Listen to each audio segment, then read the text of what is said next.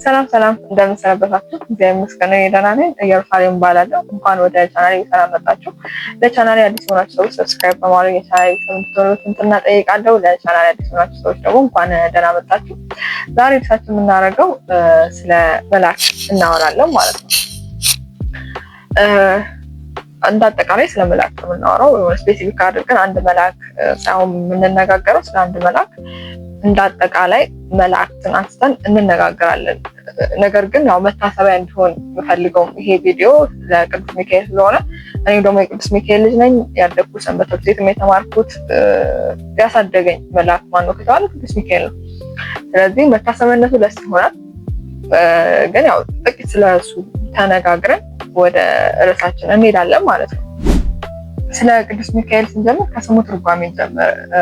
የስሙ ትርጓሜ እንደ እግዚአብሔር ያለ ማን ነው ማለት ነው። ቅዱስ ሚካኤል ደግሞ በኃይላት ላይ የተሾመ መልአክ ነው። እንደሚታወቀው መላእክት ማዕረጋት አላቸው። የስልጣናት፣ መኳንንት፣ ኃይላት፣ አጋዕዝት እንደዚህ የተባለ ብዙ ማዕረጋት አላቸው። ከዛ ውስጥ እሱ በኃይላት ላይ የተሾመ መልአክ ነው። እንዲሁም ደግሞ ሳጥናኤል ከበደለ በኋላ አለቅነቱ ሲሻር በሱ ፋንታ በትህትናው ምክንያት እግዚአብሔር ሾሞታል። የሳጥናኤል ቦታ ቅዱስ ሚካኤል ወስዷል። እንዲሁም መጽሐፍ ቅዱስ ላይ ራሱን ሲገልጥ ማለት ነው ቅዱስ ሚካኤል በኢያሱ መጽሐፍ ኢያሱ ላይ እኔ በእግዚአብሔር ሰራዊት አለቃ ሆኜ አሁን መጥቻለሁ እያለ የሰራዊት አለቃ መሆኑን ይገልጽልናል። እንዲሁም ደግሞ በተፈጥሮ የሚመሳሰለው ቅዱስ ገብርኤል ስለ ቅዱስ ሚካኤል እንዲህ እያለ ነው የገለጠው ትንቢተ ዳንኤል ላይ እነሆም ከዋነኞቹ አለቆች አንዱ ሚካኤል ሊረዳ መጣ እያለ ይገልጣል። በሌላም ደግሞ መልኩ ደግሞ መጋቢ ብሉይ ተብሎ ይጠራል። ምክንያቱም በተደጋጋሚ በብሉይ ኪዳን ሕዝበ እስራኤልን በመጠበቁ መጋቢ ብሉይ በመባል ይጠራል። በተጨማሪም ሊቃውንት ምን ብለው ያስተምራሉ? ቅዱስ ሚካኤል ነፍሳትን ቅዱሳን ሰዎች ሲሞቱ ማለት ነው ነፍሳቸውን ከስጋቸው በተለይ ሰዓት ነፍሳቸው ወደ ገነት ይዞ የሚሄድ መልአክ ነው ብለው ይናገራሉ። በተደጋጋሚ ደግሞ ከቅዱሳን ሰዎች ጋር ቅዱስ ሚካኤልን አታጥፉም። ገድላቸውን ስታነቡ እነ ቅዱስ እና አባ ተክለ ሃይማኖት እነ ቅዱስ ዮሐንስ አፈወርቅ የመሳሰሉት ማለት ነው ታሪካቸውን ስታነቡ ቅዱስ ሚካኤል እስከ መጨረሻ ህይወታቸው ቀረ ድረስ ነፍሳቸው ከስጋቸው እስከምትለይ ድረስ ጠብቆቱ እንደጠበቃቸው እንደተራዳቸው ትመለከታላችሁ። የቅዱሳን አገልግሎት ያው ሐዋርያት ስራ ላይ ራሱ ማግኘት ትችላላችሁ። በተደጋጋሚ ቅዱሳን ሰዎችን መላእክት ሲጠብቋቸው ማለት ነው። እና ስለ ቅዱስ ሚካኤል ይህንን ካለ በቀር ርዕሳችን እሱ ስላልሆነ ግን ያው ቪዲዮ መታሰቢያ ለሱ እንደሆነ ፈልገው ወደ መላእክት ወደሚለው ርዕሳችን እንሂድ ብለናልና የመጀመሪያው ርዕሳችን የምናደርገው መላእክት ስለ መላእክት መጽሐፍ ቅዱስ ለምንድን ነው ዝምታን ያበዛው የሚለውን እንመልከት። ቅዱስ ዮሐንስ አፈወርቅ ስለዚህ ጉዳይ ምን ይላል? በአይሁድ ድክመት ምክንያት ነው ብሎ ነው የሚያብራራው። ምክንያቱም አይሁድ በተደጋጋሚ ማለት ነው ጣዖታትን ያመልኩ ነበር። በተለይ ብሉይ ኪዳን ስትመለከቱ ስታነቡ ሆነ ትዕግስት ይጠይቃል የእነሱም ባህሪ ማለት ነው። ምክንያቱም በተደጋጋሚ እግዚአብሔር ያድናቸዋል፣ ወደ ጣዖት አምልኮ ይገባሉ። እግዚአብሔር ያድናቸዋል፣ ወደ ጣዖት አምልኮ ይገባሉ። እንደዚህ አይነት ታሪክ ነው ያላቸው እና ስለነኚህ ረቂቃን የሆኑ የማይበሉ የማይጠጡ የማይደክሙ የሆኑ ፍጥረታትን ስለነሱ ማንነት በብዛት እንደዚህ በገሃድ ቢገለጥላቸው ኖሮ እነሱን እናምልክ እስከ ማለት ይደርሱ ነበር። ምክንያቱም የተፈጠሩ ፍጥረታት እንደዚህ የሚታዩ በግዙፋን ያሉ ፍጥረታትን የሚደክሙ የሚራቡ የሚጠሙ ነገሮችን እያመለኩ ከዛ የማይራቡ የማይደክሙ የማይጠሙ እነኚህ ፍጥረታትን በገሃድ ቢገለጥላቸው ነበር ወደ አምልኮ ስለሚሄዱ እግዚአብሔር ይሄንን ድክመታቸውን ስለሚያውቅ ስለ መላእክት እንዳያውቁ ወይም በገሃድ ሳይገለጥ እናገኛለን። እንኳን እሱን ይቅርና ማለት ነው ሙሴ ራሱ ከነሱ ጋር እየበላ እየጠጣ እየተመለከቱትን ሙሴ ታላቅነቱን ብቻ በማየት ከግብጽ ባርነት ነፃ ስላወጣቸው በበረሃ ስለጠበቃቸው ብቻ እናምልክ እንደሚሉ ስለሚያውቅ ይሄ ምንድነው መቃብሩን ስፍራ ሰውሮባቸው ነበር። ድክመታቸውን ወይም ስንፍናቸውን ስለሚያውቅ ከዛ ሲከላከላቸው ነው። እንኳን ስለ መላእክት ይቅርና ስለ ቅድስት ሥላሴ እነሱ ተሰውሮባቸው ነበር። ስለ ቅድስት ሥላሴ ምንም አስተምሮ በብሉይ ኪዳን የነበሩ አባቶች ምንም አያውቁም ማለት አይደለም፣ ግን በገሃድ አልተገለጠም። ለዚህ ነው አዲስ ኪዳን ላይ ገሃድ ተብሎ የሚከበረው የመገለጥ ዘመን የምንለው ለዚህ ነው። በብሉይ ኪዳን ግን ጣዖታትን ያመልኩ ስለነበሩ እግዚአብሔር አንድም ሶስት ነው የሚለውን መረዳት አቅም ስለሌላቸው ያ ነገር ተሰውሮባቸው ነበር። ስለ አምላካቸው ስለ ቅድስት ሥላሴ ጨምሮ ማለት ነው፣ እንኳን ስለ መላእክት ይቅርና ማለት ነው። ለማንኛውም ስለ መላእክት ራሱ ዝምታን መጽሐፍ ቅዱስ ያበዛበት ምክንያት በአይሁድ ድክመት ምክንያት ይሆናል ማለት ነው። ሌላኛው ርዕሳችን ደግሞ መላእክት የእግዚአብሔር ልጆች ናቸው ወይ የሚለውን ጥያቄ እንመልስ። እናንተ ልጠይቃችሁ እስቲ፣ መላእክት የእግዚአብሔር ልጆች ናቸው? አዎ የእግዚአብሔር ልጆች ናቸው። በመጽሐፍ ቅዱስ የእግዚአብሔር ልጅ ተብለው የተገለጡ አካላት የሰው ልጆች እንዲሁም ደግሞ መላእክት እንዲሁም ደግሞ ወልደ እግዚአብሔር ኢየሱስ ክርስቶስ የእግዚአብሔር ልጅ ተብለው የተጠቀሱ አካላት እነኚህ ናቸው። በመጽሐፈ ኢዮብ ላይ የእግዚአብሔር ልጆች ብሎ ይገልጣቸዋል ቅዱሳን መላእክትን።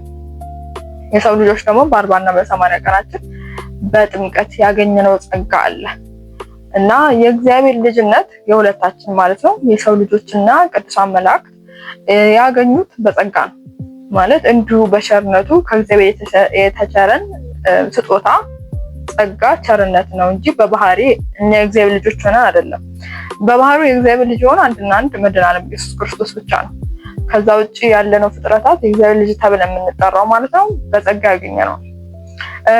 የእግዚአብሔር ልጆች እኛ የሆነው ከተወለድን በኋላ ጠብቀና በ40 እና በ80 ቀናችን ሄደን ወላጆቻችን ይዘውን ሄደው ከማኅፀነ ዮርዳኖስ ከአብራ ከመንፈስ ቅዱስ ወልደናል። ግን መላእክት እንደዚህ የሚጠብቁት ጊዜ የለም። እነሱ ሲፈጠሩ በእግዚአብሔር ቸርነት ተሰጥቷቸዋል የእግዚአብሔር ልጅ እንዲሆኑ ማለት ነው። ልክ አዳም ሲፈጠር እስትንፋስ ነፍስ ሲልበት የእግዚአብሔር ልጅነት ጸጋ አግኝቷል። ያው ከበደለ በኋላ አጣው እንጂ ማለት ነው። እንደዛም ሆኖ ቅዱሳን መላእክትም ሲፈጠሩ አግኝቷታል። ይሄ ጸጋ የሚወሰድ ነው ማለት ነው። እግዚአብሔር ወልዶናል በጸጋ ማለት ነው። ግን ከካድ ነው የሚወሰድብን ነገር ነው። ምክንያቱም አሁን ለምሳሌ ሳጥናኤል ሲፈጠር የእግዚአብሔር ልጅ ነበር፣ ግን ካመፀ በኋላ የእግዚአብሔር ልጅነቱን አጥቷል። ማን ነው የእግዚአብሔር ልጅ የሚለው? ሳጥናኤል ስለበደለ በራሱ ነጻ ፈቃድ ተጠቅሞ ማለት ነው። ማንም ሳያስገድደው ያንን የልጅነት ጸጋ አጥቷል። አሁን ለምሳሌ ሐዋርያው ይሁዳ አሁን ሐዋርያ እንለውም፣ ግን ያው ለማስረዳት ማለት ነው። ጌታችንን ከመሸጡ በፊት ሐዋርያ ነበር፣ ግን በራሱ ነጻ ፈቃድ ጌታችንን መሸጥ ስለመረጠ ከሐዋርያነት ስልጣን ወርዷል። የኛም ልጅነት የሚወሰድ ነው ማለት ነው። በባህሪው የእግዚአብሔር ልጅ ሆኖ ግን አንድ ክርስቶስ ብቻ ነው፣ አንድ ኢየሱስ ክርስቶስ ብቻ ይሆናል ማለት ነው። ይህንን የባህሪ ልጅ ሲባል ለመረዳት እንዲቀለን አሁን ለምሳሌ እኔ የባህሪ ወላጆቼ ሰዎች ናቸው። እናትና አባቴ ሰው ስለሆኑ ነው እኔ ሰው የሆንኩት። ወላጆቼ ድመት ወይ ሌላ እንስሳ ቢሆን እኔ ምንድነው የምሆነው? የሆነ ድመት ወይ የሆነ ሌላ እንስሳ ነው የምሆነው። ስለዚህ የእግዚአብሔር ልጅ ወልደ እግዚአብሔር ኢየሱስ ክርስቶስ ማለት ነው። አባቱ እግዚአብሔር ነው፣ እሱም እግዚአብሔር ነው። አባቱ አምላክ ነው፣ እሱም አምላክ ነው። ካስተዋልን አይሁድ እንዲሸጡት ማለት እንዲሰቅሉት እንዲሞት የፈለጉበት ምክንያት እኮ ሰንበትን ስለሻረ ምናምን ብቻ አይደለም፣ ራሱን የእግዚአብሔር ልጅ ነኝ በማለት ነው። ምክንያቱም ገብቷቸዋል ምን ማለት እንደፈለገ። እሱ የእግዚአብሔር ልጅ ከሆነ እሱ እግዚአብሔር ነው ማለት ነው።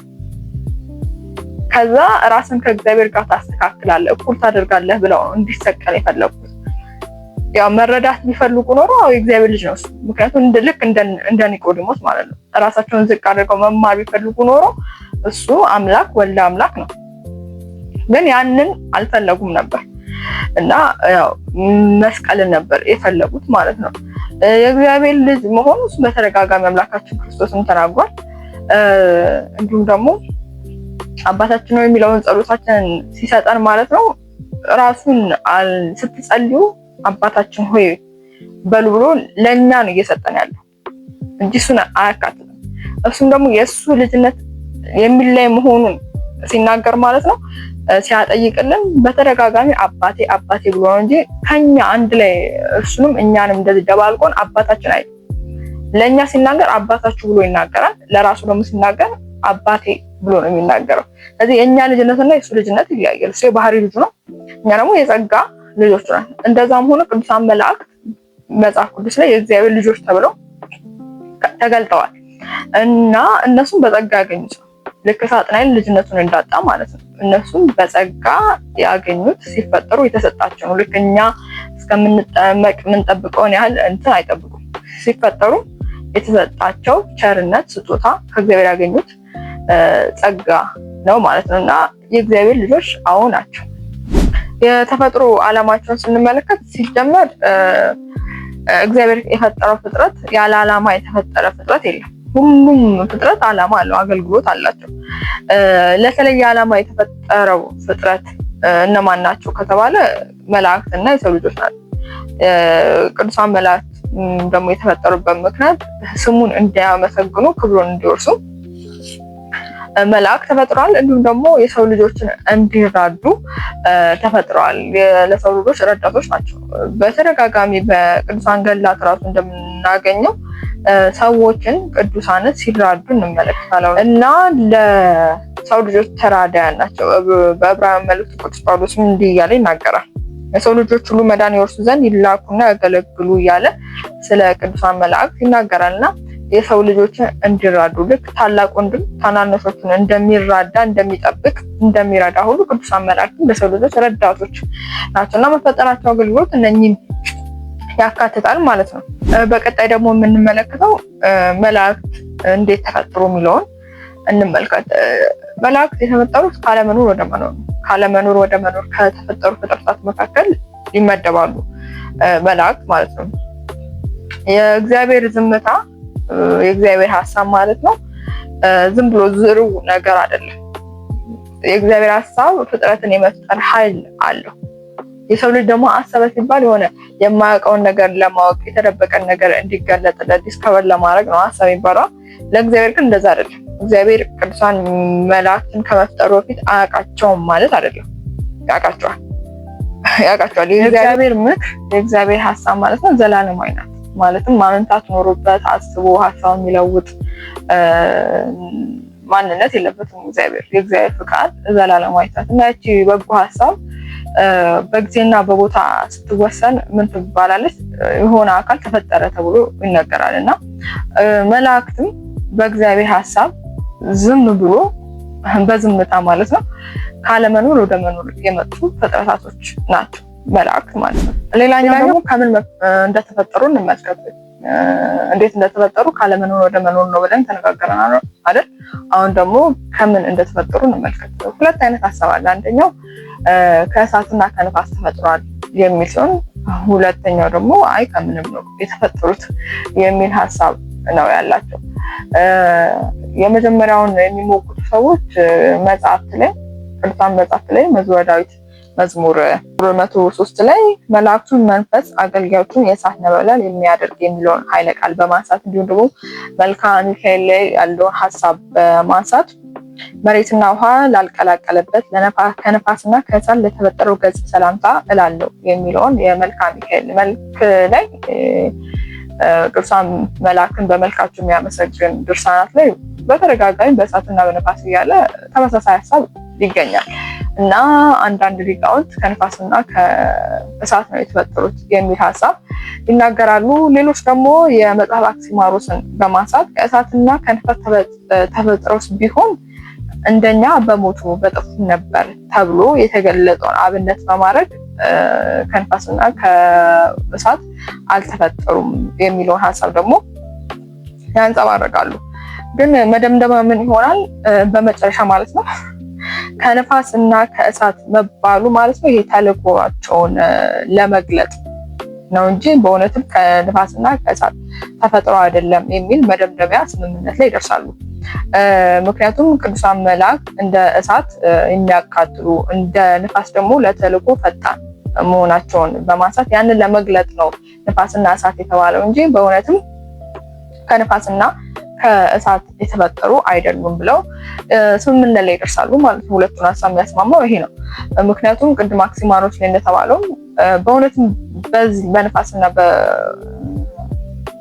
በእሳት ማለት ነው ቢፈጠሩ ኖሮ በሞቱ ነበር። ቅዱሳን መላእክት ሞት የለባቸውም። ያው ከተፈጠሩ ጀምሮ እስካሁን አሉ። እነሱ ጋር ሞት የለም። ልክ ነፍሳችን እንደማትሞት ማለት ነው። የሚሞተው ስጋ በስባሽ እሳት፣ ውሃ፣ ነፋስና መሬት የተፈጠረው የስጋችን ነው እንጂ ነፍሳችን አትሞትም። ነፍሳችን ከዛ አይደለም የተፈጠረችው ሲጀመር ስጋችን ነው ከዛ የተፈጠረው። እንደዛም ሆኖ ከነፋስና ከእሳት ቢፈጠሩ ነው እንደኛ በሞቱ ነበር የሚል ሀሳብ ይገልጥልናል። ሌላኛው ደግሞ ቅዱስ ጳውሎስ በመልእክቱ ኤፌሶን 6 ላይ ያለውን ያነጻጽራሉ። መጋደላችን ከደምና ከስጋ ጋር አይደለም ከክፋት መንፈሳዊያን ሰራዊት ጋር ነው እንጂ እያለ ይናገራል። ስለዚህ እነኚህ መላእክት ማለት ነው ያው እዚያ እያነሳ ያለው ስለ እርኩሳን መናፍስት ወይም ስለ ሳጥናኤል ስለ ሰይጣን ነው ቅዱስ ጳውሎስ እየተናገረ ያለው። ግን ቅዱስም ሆኖ እርኩስ ተፈጥሯቸው ተመሳሳይ ነው የተፈጠሩበት ማለት ነው። ማንነታቸው ተመሳሳይ ነው እና መናፍስት እያለ ይናገራልና መጋደላችን ከስጋና ከደም ጋር አይደለም እያለ ቅዱስ ጳውሎስ ደግሞ አስረግጦ ይናገራል። እና በአጠቃላይ ከነኚህ ከአራቱ ባህሪያተ ስጋ የሚባሉት ጋር ያልተቀላቀለ ረቂቅ የሆነ አካል ረቂቅ የሆነ ተፈጥሮ ነው እንጂ ያላቸው እንደኛ ከንፋስና ከእሳት እንደዚህ የተፈጠሩ ሆኖ አናገኛቸውም። ሌላኛው እርሳችን ደግሞ መላእክት አካል አላቸው የሚለውን ደግሞ እንመልከት። መላእክት አካል አላቸው የሚለው ጥያቄ አዎ አካል አላቸው። ሲጀመር አካል አለው ተብሎ የሚነገረውን ትርጓሜ ማለት ነው አካል የሚለውን ዲፊኒሽን የሚያሟሉ 3 አካላት ብቻ ነው። እሱም እግዚአብሔር አምላክ፣ ነፍስና መላእክት ናቸው። አካል የሚለውን ማለት ነው በቁሙ ሲተረጎም አለቃ ኪዳነ ወልድ ክፍሌ እንዲህ ብሎ ነው የሚተረጉመው። በቁሙ ፍጹም ገጽ ፍጹም መልክ ያለው ራሱን የቻለ ለራሱ የበቃ እኔ የሚል ህላዌ ነባቢ በቁሙ ቁመና የባህሪ የግብር የስም ባለቤት እገሌ የሚባል አካል ተብሎ ይገለጣል። እና አካል ያላቸው ማለት ነው እውቀት ያላቸው እኔ ማለት የሚችሉ የማይሞቱ ከሆነ ምን ተብሎ ይጠራሉ? አካል ተብሎ ይገለጣል። በዚህ ዲፊኒሽን ከወሰድን 3 አካላት አካል ተብሎ ይጠራሉ ማለት ነው። አንደኛው ራሱ እግዚአብሔር ነው፣ ሁለተኛው ደግሞ መልአክ፣ ሶስተኛው የሰው ልጅ ነፍስ። የሰው ልጅ ነፍስ አካል አላት፣ ግን ያችን አካል አናያትም። ርቀቷን፣ ስፋቷን፣ ውርደቷን እንደዚህ ምንድነው ርዝመቷን አናውቅም፣ ግን እንዳለች እናውቃለን። ይሄ ስጋችን ገላ ተብሎ ይገለጣል። የነፍሳችን ማደሪያ ነው። ከነፍሳችን ጋር ተዋህዶ እስካለ ድረስ እኔ ማለት ይችላል።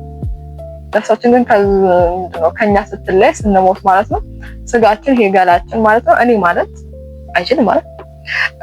ስለዚህ ነፍሳችን እኔ ባይናት እውቀት አላት። መላእክትም እንደዛ እኔ ማለት የሚችሉ ፍጥረታት ናቸው። ስለዚህ በእውነትም አካል አላቸው። ነፍስ አካል እንዳላት ይኸው በአልዓዛርና በነቢዩ ታሪክ ራሱ ማየት እንችላለን። በዛ ታሪክ ላይ ወደ ሲኦል ከሄደ በኋላ እኔ ባይነት ኖሯቸው ሲነጋገሩ እንመለከታለን።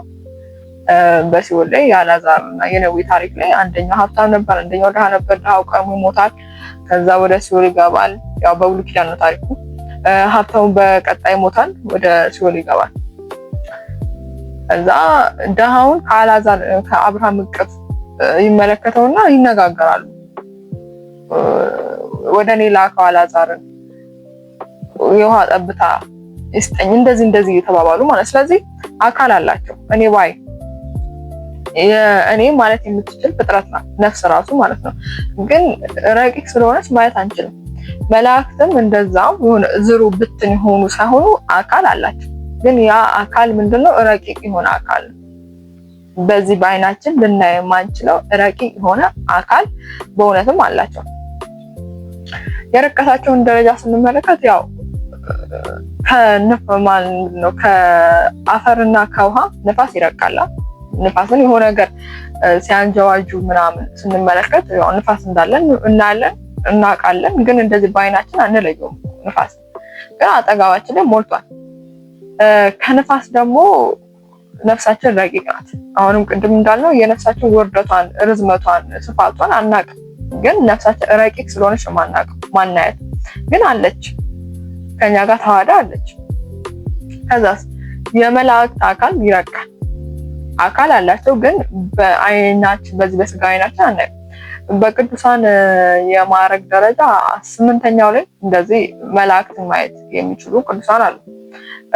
መላእክት ራሱ ለሰው ልጆች ሲገለጡ እኛ በምንችለው ቅዱሳን መጽሐፍ ላይ በተደጋጋሚ መላእክት ተገልጠዋል። ግን ሲገለጡ ያ ሰው በሚችለው መጠን እነሱም ደግሞ ከፈቀዱ እንዲሁም ደግሞ በሚችለው መጠን ይገለጣሉ እንጂ ሙሉ እንደዚህ አካላቸውን ለይተው አይደለም ነው። እና አካል አላቸው፣ አካላቸው ግን ረቂቅ በአይናችን የማይታይ ነው። ከመላእክት አካል የመላእክት ህሊና ይረቃል። ማለት የሰው ልጅ ራሱ ህሊና እኮ ይረቃል። እኛ እኮ እዚህ ቁጭ ብለን ስንት ነገር እናስባለን፣ ስንት ቦታ እንዞራለን። ህሊናችን ረቂቅ ስለሆነች ነው። ከዛ የመላእክትን ህሊና ደግሞ አስቡ። ከመላእክት ህሊና ደግሞ የእግዚአብሔር አካል ረቂቅ ነው። እግዚአብሔርም አካል አለ፣ ግን አካሉ ረቂቅ ነው። ከእግዚአብሔር አካል አንጻር የቅዱሳን መላእክትን አካል ስናወዳደር ተራራ በሏቸው። ምክንያቱም ተራራ አንድ ከተማ ውስጥ ተራራ ቢሆን በየትኛውም አቅጣጫ ብንሄድ እናያለን። ተራራው ራሱ የሆነ ግዙፍ ትልቅ የሆነ ነገር ነው። ምንም መደበቅ ራሱ የማይችል ፍጥረት ከተባለ ተራራ። እንደዛም ሁሉ ቅዱሳን መላእክት ከእግዚአብሔር አንጻር ከታዩ እግዚአብሔር የሚያቸው ልክ የሆነ ግዙፋን የሆኑ ፍጥረቶች ናቸው። እንደዚህ የሚታዩ ማለት ቀጥታ የእግዚአብሔር ርቀት የሆነ አብሶሉት የሆነ ፍጹም የሆነ ረቂቅ የእግዚአብሔር ርቀት ለመላእክት ራሱ ሲገለጥ በሚችሉት መጠን ነው፣ ለነሱ ራሱ ማለት ነው። ስለዚህ ቅዱሳን መላእክት አካል አላቸው፣ አካል አላቸው፣ ግን አካላቸው ረቂቅ ነው ማለት ነው። እንኳን ቅዱሳን መላእክትን ይቅርና እኛ ነፍሳችን አናያለን። ምንድነው ሙሉ ማንነቷ እንደዚህ ሰረርጠን አናውቃት። ሌላኛው ርዕሳችን ደግሞ ስለ መላእክት የቁጥር ብዛት እንመልከት። መጽሐፍ ቅዱስ የቁጥር ብዛታቸው ማለት ነው የብዙ ሺህ ብሎ ይገልጣቸዋል። እልፍ አላፍ በማለት ይገልጣቸዋል እንጂ እንደዚህ በአሃዝ አስቀምጦ ሚሊዮን ናቸው፣ ቢሊዮን ናቸው፣ ትሪሊዮን ናቸው ብሎ ሲያስቀምጥ አናገኝም። ግን በጣም ብዙ መሆናቸው ግን በተደጋጋሚ የመጽሐፍ ቅዱስ ክፍል ላይ ሲናገር እንመለከታለን። አሁን ለምሳሌ ትንቢተ ዳንኤል ላይ የእሳትን ፈሳሽ ከፍቹ ይወጣ ነበር፣ 1000 ጊዜ 1000 ያገለግሉት ነበር፣ እልፍ አእላፋትን በፊቱ ቆመው ነበር እያለ በጣም ብዙ ሺህ እንደሆኑ ይናገራል። እንዲሁም ራሱ ዳንኤል በሌሊት ራእይ አየሁ፣ እነሆም የሰው ልጅ የሚመስል ከሰማይ ደመና ጋር መጣ እያለ በእልፍ በብዙ ሺህ ይገልጣቸዋል። እንዲሁም ደግሞ በደመና ይገልጣቸዋል። ደመናን ሲያስብ ቆጥራችሁ ትጨርሶታላችሁ? አትጨርሱት። እንደዚህ ሲባል ግን የማይቆጠሩ ናቸው ማለት አይደለም። ይቆጠራሉ ማለት የማይቆጠሩ ነገሮች ውሃ አይቆጠርማ። እንደዚህ አይነት ነገር ናቸው እያልን አይደለም። አንካውንተብል የሚባሉት ነገሮች ነው ይመደባሉ ማለት አይደለም። እንደሚቆጠሩማ 1000 ጊዜ እንደዚህ 10,000 እንደዚህ ሲሏቸው የተቆጠሩ እኮ ነው።